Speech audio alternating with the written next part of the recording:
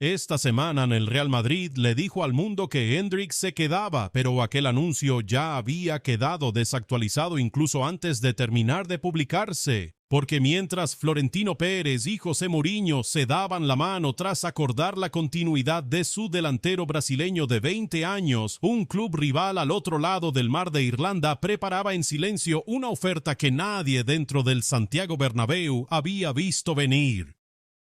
Y cuando Endrick leyó realmente esa propuesta, hizo algo que no esperaban ni el presidente del club ni su propio entrenador. Tomó el teléfono y pidió una reunión, no una charla amistosa, una negociación, y lo que llevó a esa sala podría terminar definiendo por completo la estructura del ataque del Real Madrid durante los próximos años. Para entender por qué este momento importa tanto, hay que volver al verano de 2024, cuando Endrick llegó a Madrid procedente del Palmeiras por una cifra cercana a los 65 millones de dólares. Llegó con esa etiqueta que todo joven brasileño teme y desea al mismo tiempo, la de ser el próximo gran fenómeno, el chico supuestamente demasiado bueno como para quedarse sentado, salvo que se quedó sentado mucho. Su primera temporada fue durísima de esa manera silenciosa que rara vez aparece en los titulares. Calentaba antes de partidos de 90 minutos en los que luego no disputaba ni uno. Entrenaba al máximo nivel del fútbol mundial y después miraba desde el banco cómo Kylian Mbappé y Vinicius Jr. hacían aquello que él había venido a España a hacer por sí mismo. El despegue llegó cuando el Real Madrid lo cedió al Lyon durante la segunda mitad de la temporada pasada para que tuviera minutos de verdad en Europa. Respondió como los ojeadores siempre dijeron que lo haría: 8 goles y 5 asistencias en 21 partidos, una racha suficiente para ganarse un puesto con Brasil en el Mundial de 2026, aquí en Norteamérica. Por primera vez, la expectativa venía respaldada por números. Así que, cuando Endrick regresó de ese mundial, todo el mundo dio por hecho que el plan era evidente. Otra cesión, esta vez a la Premier League, donde su agencia, Rock Nation, ya llevaba tiempo ofreciéndolo de manera discreta. Aston Villa había mostrado un interés real. La Roma también había hecho preguntas.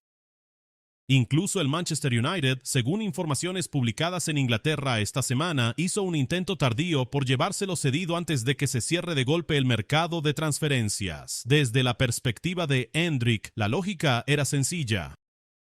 ¿Por qué pelear por las migajas de minutos que dejaría a Mbappé, el delantero más caro del planeta, cuando el Madrid acababa de gastar una cantidad importante en incorporar a otro atacante, Carlos Espi, procedente del Levante y considerado uno de los jóvenes talentos ofensivos más comentados del fútbol español? Entonces, Mourinho intervino y cambió el guión. El lunes, casi sin aviso, el técnico portugués dijo al club que quería a Endrick en la plantilla.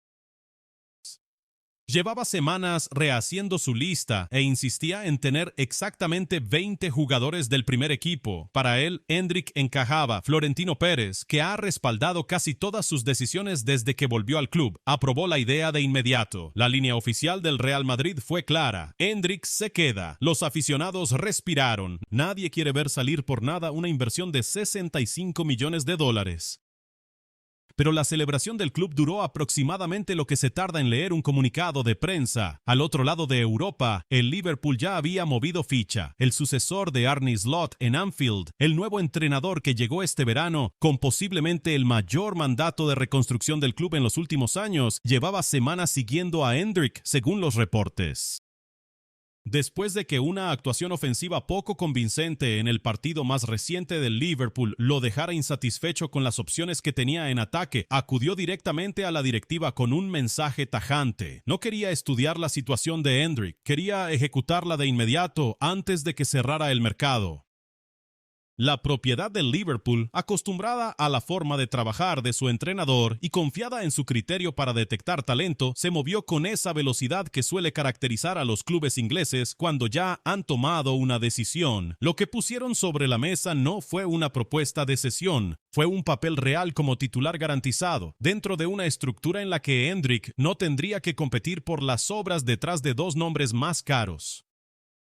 Él sería el futbolista alrededor del cual se diseñaría todo el ataque. Cuando esa oferta llegó a manos de Hendrik, todo cambió. El mismo día en que el Real Madrid anunció que se quedaba, Hendrik pidió sentarse a hablar, pero no con un asistente ni con el adjunto de un director deportivo. Quería reunirse con Florentino Pérez, el secretario técnico José Ángel Sánchez y el propio Mourinho dentro del complejo de entrenamiento del club en Valdebebas.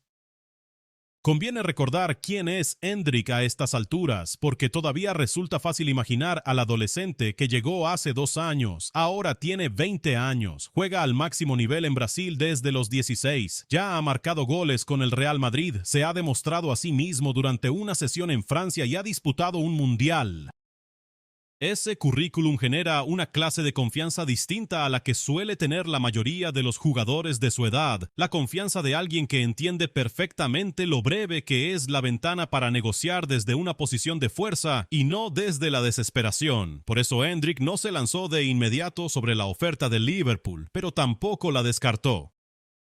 En cambio, la utilizó como palanca en la sala que más le importaba, entrando en aquella reunión de Valdebebas con 3 condiciones concretas. Si el Madrid quería retenerlo, debía aceptar formalmente las 3 antes de que cerrara el mercado. Si no lo hacía, les dijo con toda claridad, volvería a llamar al Liverpool, y esta vez la conversación no sería sobre una cesión, sería un traspaso definitivo. Para siempre, la tercera condición fue la que elevó de golpe la tensión. Hendrik no quería solo minutos, quería ser reconocido formalmente y por escrito como el suplente directo de Mbappé por delante de Carlos Espi en la jerarquía, no el tercer recurso cuando todos están agotados o lesionados, sino el primer nombre llamado siempre que Mbappé no esté en el campo, por lesión, sanción o decisión táctica. Según personas familiarizadas con la reunión, lo dijo sin hostilidad, pero dejó clara su frustración por la llegada de Espi.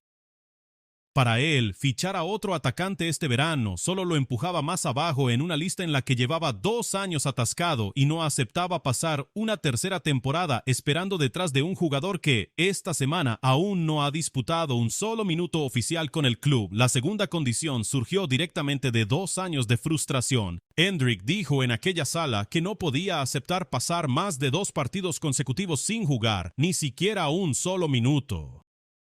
Si el Madrid quería que se quedara y compitiera de manera justa por un puesto, explicó, esa competencia tenía que ser real, no teórica. 2 partidos seguidos en el banco sin tocar el balón y el acuerdo se consideraría incumplido. Con la oferta del Liverpool de nuevo sobre la mesa de inmediato, según los reportes, Mourinho asintió ante esta condición.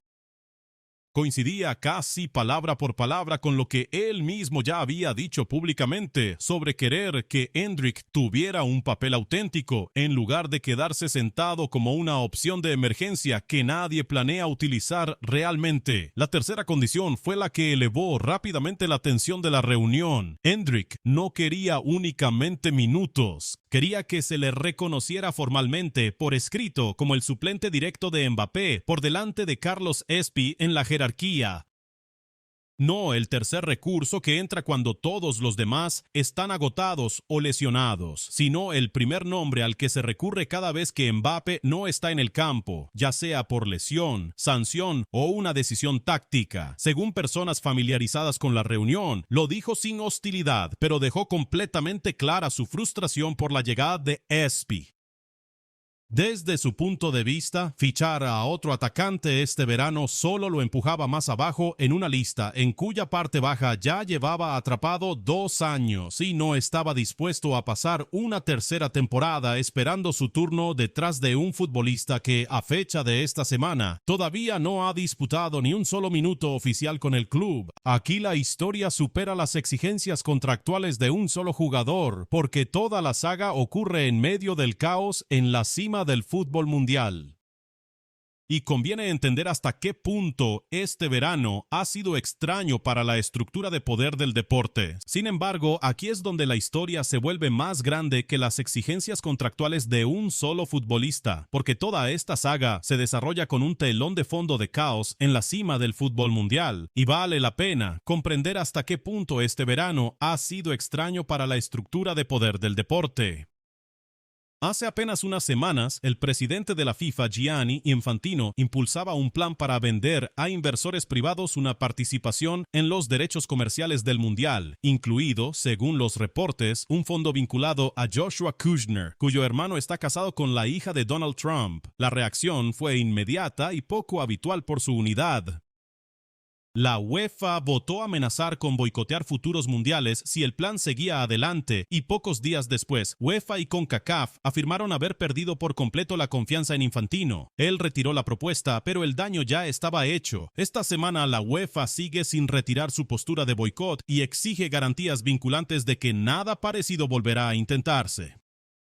Reportes europeos indican que UEFA, CONCACAF y la Confederación Asiática de Fútbol preparan en silencio un nuevo marco de gobernanza para reducir el control financiero de la FIFA sobre el deporte, y ni siquiera fue la polémica más política del torneo. Durante las eliminatorias del Mundial de este verano, la FIFA suspendió de forma controvertida la sanción automática de un partido al delantero estadounidense Folarin Balogun por su roja ante Bosnia y Herzegovina, habilitándolo para jugar los octavos contra Bélgica. Era solo la segunda vez en la historia del torneo que se anulaba así una suspensión por tarjeta roja, y el momento despertó sospechas. Los reportes confirmaron que el presidente Trump había llamado personalmente a Infantino el día anterior a la decisión y que después agradeció públicamente a la FIFA por, en sus palabras, corregir una gran injusticia. La Federación Belga estaba furiosa. Su ministro de Exteriores dijo que, si una llamada había provocado la revocación, era una violación flagrante de las reglas deportivas básicas. El expresidente de la FIFA, Sepp Blatter, nada ajeno a las polémicas, escribió que el fútbol nunca debe convertirse en un terreno de juego para el poder político. El entrenador de Inglaterra, Thomas Tuchel, dijo después que sinceramente ya no entendía cuáles eran las reglas. ¿Por qué importa algo de todo eso en una historia sobre un delantero brasileño de 20 años que negocia sus minutos en Madrid? Porque refleja exactamente el entorno en el que se está desarrollando este mercado de transferencias, uno en el que las fronteras tradicionales entre deporte, dinero e influencia política se vuelven cada vez más difusas, en el que jugadores y agentes han aprendido que los resultados los decide la capacidad de presión, no la lealtad, y en el que incluso las instituciones más grandes y ricas del fútbol están descubriendo que los anuncios públicos ya no cierran nada si la otra parte todavía tiene cartas por jugar. Hendrik sentado en Valdebebas con un ultimátum y una oferta rival en el bolsillo no es un episodio aislado. Sucede dentro de un mundo del fútbol en el que todos, desde las federaciones nacionales hasta los delanteros de 20 años, han visto durante los últimos 2 meses que la presión y el momento adecuado pueden hacer moverse incluso a las instituciones más obstinadas. De vuelta en el Real Madrid, el club ha estado muy activo este verano independientemente de cómo termine la situación de Endrick. La reconstrucción de Mourinho ya ha traído a Marqué Cucurella, Denzel Dumfries, Ibrahima Konate, Bernardo Silva y Carlos Espi, una renovación profunda de la plantilla destinada a darle al entrenador la profundidad y el equilibrio que viene reclamando desde su regreso. El Real Madrid también perdió la carrera por Rodri, que en cambio parece encaminado al Barcelona, un recordatorio de que ni siquiera un club con los recursos del Madrid gana todas las pujas en este mercado. La renovación de Vinicius Jr., el mismo acuerdo que Endrick utilizó como referencia, ya está confirmada y cerrada, poniendo fin al interés de clubes como el Arsenal, que, según los reportes, veía al extremo brasileño como un objetivo ofensivo alternativo. Por parte del Liverpool, el club ya ha completado este verano traspasos definitivos por Jeremy Jacquet y Víctor Munoz, además de un sorprendente acuerdo de cesión para incorporar al capitán del Barcelona, Ronald Araujo, y continúa inmerso en negociaciones por el extremo del Paris Saint-Germain, Bradley Barcola. Que una operación por Endrick llegue alguna vez oficialmente a la mesa en Anfield sigue sin estar confirmado y, por ahora, debe tratarse como especulación, pero varios medios ingleses han informado de que el personal del Liverpool sigue su situación de forma discreta y el perfil encaja con el tipo de futbolista que el club ha buscado durante todo el verano, un delantero rápido y directo capaz de cambiar partidos en el último tercio del campo. El interés del Manchester United, mientras tanto, añade otra capa que conviene manejar con cautela. Los reportes de esta semana describieron un intento tardío del United por tantear una cesión, pero el Real Madrid habría rechazado el acercamiento. La segunda vez este verano que el United recibe una negativa en su intento de fichar a Endrick. El interés del Aston Villa ha sido la historia más constante de las tres a lo largo del mercado, remontándose a las primeras semanas, aunque, según los medios que lo han seguido, nada ha avanzado más allá de conversaciones exploratorias. Nada de esto debe interpretarse como un hecho confirmado. Es el estado actual de la especulación, y la especulación es precisamente lo que suele definir la recta final de cualquier mercado de transferencias cuando los clubes adoptan posiciones, filtran información y ponen cifras en circulación para medir reacciones antes de comprometerse de verdad con una operación. Lo que distingue el movimiento de Endrick de una saga de traspasos típica es la confianza que lo sostiene. No es un jugador que protesta en público o fuerza su salida a través de los medios. Es una negociación privada y calculada, apoyada en rendimiento real, una convocatoria mundialista real y una oferta rival real, planteada directamente a las tres personas más poderosas del club en vez de filtrarse mediante fuentes anónimas. Puede ser la señal de un joven que madura más rápido que la mayoría o un anticipo de cómo funcionan cada vez más las negociaciones de las superestrellas. Presión antes que lealtad, paciencia estratégica antes que esperar en silencio. En cualquier caso, muestra cómo el poder se ha desplazado desde los directivos y las juntas hacia jugadores que saben cuánto valen y no temen demostrarlo. Las tres condiciones están ahora sobre la mesa de Florentino Pérez, José Mourinho y José Ángel Sánchez, mientras la fecha de cierre del mercado se acerca rápidamente. La exigencia de abrir conversaciones para la renovación parece, sobre el papel, la más sencilla de aceptar para el Madrid, ya que iniciar una negociación todavía no obliga al club a comprometerse con una cifra concreta. El límite de 2 partidos es más complicado, porque en la práctica coloca una correa contractual sobre la libertad táctica de Mourinho, algo que muy pocos entrenadores de su nivel están acostumbrados a aceptar. Y la tercera condición, situar a Endrick por delante de Espi en la jerarquía antes de que Espi haya disputado siquiera un minuto competitivo, es la que tiene más probabilidades de generar un problema silencioso en el vestuario, sea cual sea la decisión final. Si el Real Madrid acepta las tres, conservará a un futbolista que marcó 8 goles en 21 partidos durante su cesión y representó a Brasil en un mundial antes de cumplir 21 años, y enviará un mensaje muy claro al resto de la plantilla sobre cómo se recompensa el mérito bajo las órdenes de Mourinho. Si dice que no, o incluso si duda demasiado tiempo, Endrick ha dejado claro que tomará el teléfono y esta vez la conversación no será sobre una cesión. Será un adiós definitivo a un club que pagó $65 millones para convertirlo en el futuro de su ataque y que ahora está descubriendo que ese futuro viene acompañado de condiciones. También hay una historia más amplia sobre cómo la Premier League se ha colocado financieramente para que movimientos así parezcan casi rutinarios. El Chelsea ha gastado más que cualquier club del mundo este verano, más de $400 millones en 11 incorporaciones encabezados por Morgan Rogers. El Tottenham de Roberto De Zerbi ha comprometido más de 260 millones en jugadores como Sandro Tonali y Mateus Fernández, además de sumar experiencia con agentes libres. El Arsenal rehizo su centro del campo y su defensa con Bruno Guimaraes e Illan Meslier pese a perder a Vinicius. El Manchester City pagó una cifra récord del club por un solo centrocampista, Elliot Anderson, adelantándose al Manchester United. Con los clubes ingleses gastando así incluso en profundidad de plantilla, se entiende por qué un puesto titular garantizado en Liverpool puede atraer más a un delantero joven que el banco del Real Madrid, por famoso que sea su escudo. Esa brecha financiera también dice algo incómodo sobre el fútbol español y forma parte del trasfondo político de esta saga. El Barcelona ultima el fichaje de Rodri cuando se complete su salida del Manchester City tras incorporar antes a Anthony Gordon, Karim Adeyemi y Jesse Bisiwu. El Real Madrid, por su parte, ha hecho lo que pidió Mourinho, construir una plantilla más profunda y equilibrada con Cucurella, Dumfries, Konate, Bernardo Silva y Espi.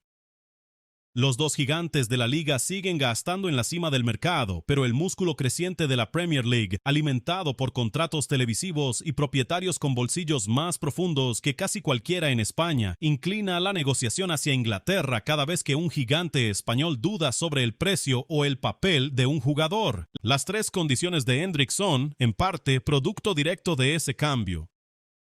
Sabe que Liverpool puede ofrecerle dinero y certeza que hasta el Real Madrid debe pensarse antes de igualar de inmediato. También merece la pena observar lo diferente que se maneja hoy este tipo de disputa en comparación con hace apenas unos años. Hace una década, un canterano de 20 años difícilmente se habría atrevido a entrar en una reunión con el presidente de su club y plantear un ultimátum respaldado por la oferta de un rival.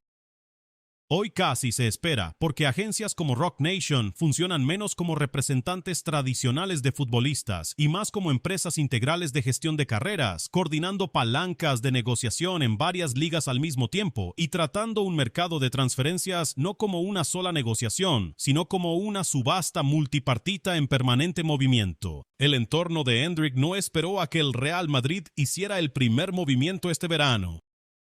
Pasó semanas alineando el interés del Aston Villa y luego de la Roma recibió después un acercamiento tardío del Manchester United, mientras el Liverpool trabajaba discretamente en segundo plano hasta que llegó el momento adecuado para actuar. Eso no es un jugador joven perdiendo la paciencia, es una estrategia coordinada y ejecutada con una precisión que normalmente se asocia con futbolistas que tienen el doble de su edad. Así, mientras los titulares de esta semana hablan del ego de Mbappé, la salida de Rodri al Barcelona, la renovación de Vinicius y el plazo de Mourinho para que el Real Madrid fiche antes del 22 de agosto al sustituto de su objetivo para el centro de la defensa, Dean Huijsen, la historia que está cambiando en silencio la jerarquía del vestuario pertenece al jugador que todos creían resignado al banco. Endrick pasó 2 temporadas calentando en silencio. Esta semana se aseguró de que nadie en aquella sala pudiera ignorarlo otra vez.